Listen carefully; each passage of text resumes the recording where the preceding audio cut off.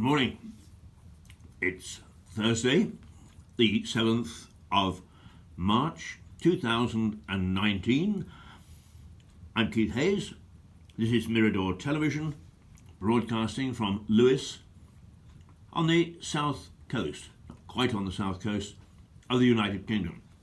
Welcome to those viewers who are between Battle and Brighton, Mirador country, to those people in the rest of the UK who tap in from time to time, and those friends of ours abroad who, because they're awake at this time of the night, sometimes make sure that I haven't broken my neck, which is very kind of them. It's not my neck that I have to worry about, somebody else breaking my neck, I think. Right, good morning. And make sure the microphone is on. Yes, the little green thing is popping across the top of the screen. And today is Referendum Day in Lewes. Now, it doesn't matter. Yes, it does matter, of course. But the whole concept of the Lewes neighbourhood plan, which sets out the future for the next decade or so of Lewes and how it will develop, the referendum to accept or at least be guided by a plan put together by the councils and the experts and so on and so forth. We go to vote on that as to whether we'll accept it as a blueprint or as a guideline. It's not specific. It runs to 400 pages, and who's read those? Well, I suppose the officials have, or they haven't. I sometimes doubt that some of them can read down there, but still, there we go. Right is another question. Oh, God, come on, Keith, be serious. It's referendum day. The important thing is you have a vote. That is democracy in action. Whether we like the result or not, whether we get excited about the whole issue, we have a vote. And it's a real vote. It's a vote that counts, that will be counted, and the tally put against either a yes or a no. Not quite like a vote for a candidate, but nonetheless a real chance to express an opinion on a proposal. So vote. If you want to turn it down, turn it down. If you want to take it ahead, take it ahead. In reading between the lines and reading the bits and pieces that have come out in local commentary groups, it seems as if it's pretty evenly split. Some people say, yes, this is a good guideline, it's a good plan, and others say, heavens to Betsy. Actually, I get more vocal than that, more verbal than that, but say, heavens to Betsy, how could we possibly live with this? Send them back to the drawing board. Anyway, the polls open, I guess, in about, an hour. So do vote if you can. I personally have a postal vote, which I put in yesterday. I actually didn't need it this year, but quite often I'm either in London or abroad when these votes take place, so I've had a postal vote for some time to make sure that I can actually exercise my right to vote, because I hold that very dear. Some of the freedoms that we have that haven't been enjoyed by people in many other parts of the world, I do hold dear, and I hope that you hold them dear, and I hope that you don't sort of think, my vote won't count. It does. Can you imagine if everybody said, my vote won't count, and the thing went through on one vote, or was defeated on one vote? Not very likely, I know. But by you not casting a vote, saying my vote won't make much difference, really isn't much of a sound argument if the poll is low and there's only a couple of hundred votes in it. So, vote. Polls open in, well, I think it's about an hour. But anyway, quite early, and the teams normally are down there at the voting booths, the polling stations. Get out there. Exercise your right to cast a vote. Oh, what a wonderful rant to get cracking with. Now, having said that,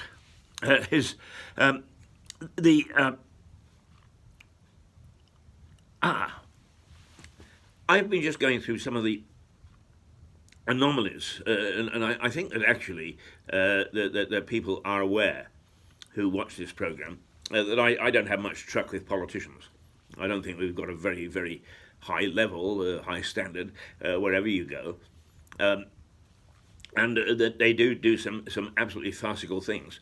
But certainly Westminster is probably in a bigger mix politically than anywhere else.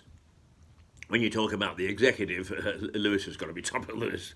But in terms of the politicians themselves, then I think that Westminster has never been in such dreadful shape as it is now.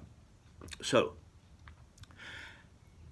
there's a big call and a big push, and I've always thought that it's probably to do with the property lobby, not to do with whether we need houses or not. And people carry on about affordable housing and so on.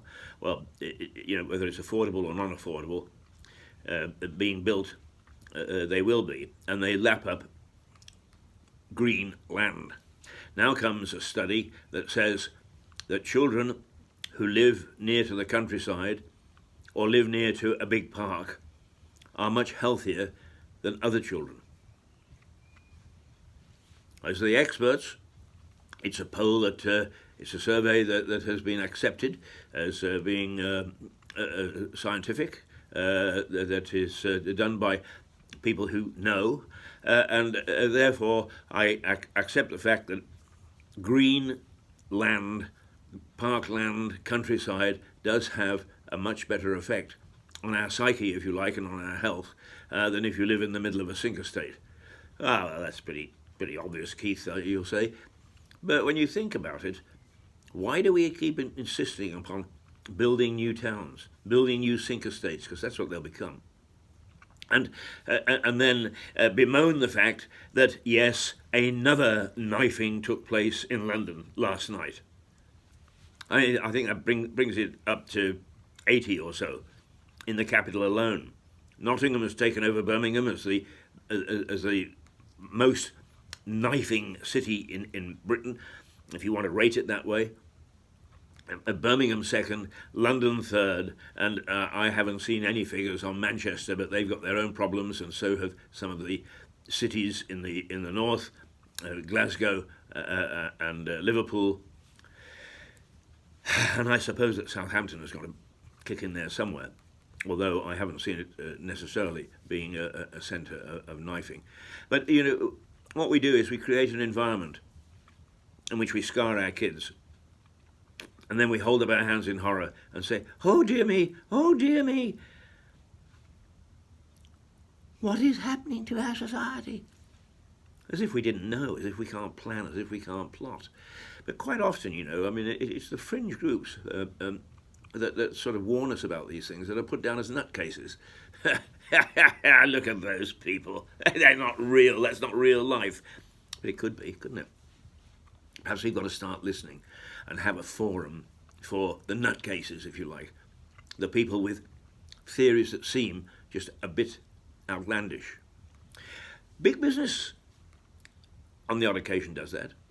I mean, some big businesses actually hire people, and they simply go into a room each day, and they thrash out ideas that would be deemed silly if they were put before their workmates, because out of those becomes innovative thinking, different ideas, different approaches. Perhaps we should do that with government as well. Anyway, let's. Oh, by the way,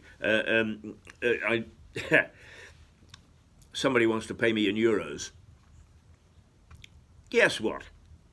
On the day that I'm about to be paid with euros, I'm going to have to put a stop to it because the pound has just gone rocketing ahead of the euro as Brexit approaches. Now, isn't that interesting that the markets that have called, well, the markets particularly haven't, but so many business people have said what a devastating effect Brexit is going to have. And I'm not pro or anti.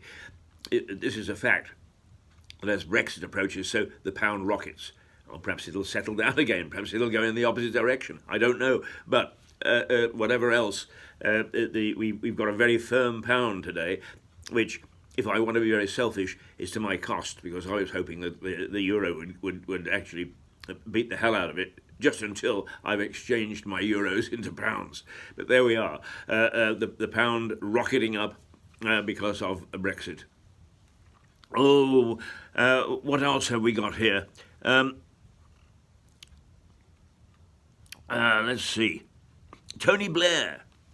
Yes, Tony Blair. You know, this just shows how sometimes the thinking of our politicians is so way out.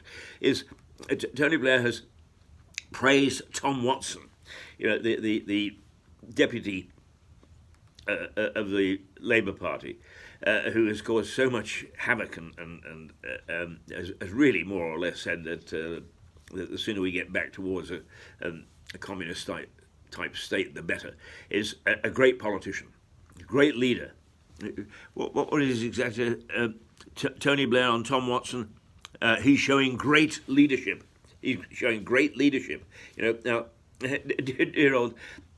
dear old Tony has kicked around getting this job and that job. Everybody thought Neil Kinnock did a good job on feathering his own nest from various jobs that he got as being Prime Minister, but dear old Tony has really been rocketing around, hasn't he? And here he is, he's got another job. The other day, I figured something thought up by the EU so that he's going to have his bank account being stuffed with green stuff, let's put it that way. Now, the MPs who voted, in the main, who voted for smoking to be the age for legal smoking was to be raised to 21, are more or less the same group that have voted to reduce the voting age to 16. Doesn't matter whether you think one or the other is sensible, but how can you possibly take such diverse views that are contradictory and then say that you're being a sane and sensible MP? I'd love to hear the explanation for that one, but I doubt if we'll get it. So they'll just nod and say, keep your mouth shut, it'll all be gone tomorrow. And that's unfortunately the fact, isn't it? We see how idiotic they can be today, and by tomorrow, as in the old days, the newspaper was the fish and chip paper. All forgotten, done and dusted. Okay, away you go.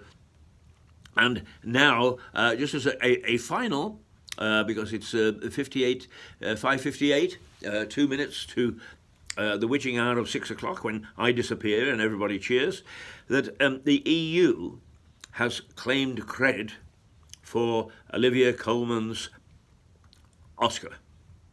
And the reason is that on a film with many millions of pounds budget, they contributed £50,000. So it wasn't a British triumph at all. It was a European triumph. Once again, this is nothing to do whether we're part of it or not. It's just how ludicrous some of their politicians can be.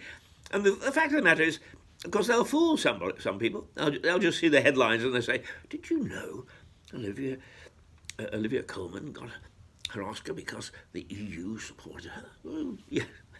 Well, there's an element of truth in it, isn't there? Oh, well, here we go. Oh, it's 59. Yep, 1 minute to the witching hour. So let me just remind you that today is referendum day. You go and vote. I voted, and perhaps I've got a slightly ulterior motive as well, and that is I cannot continue to criticise local politics if I don't involve myself by at least voting.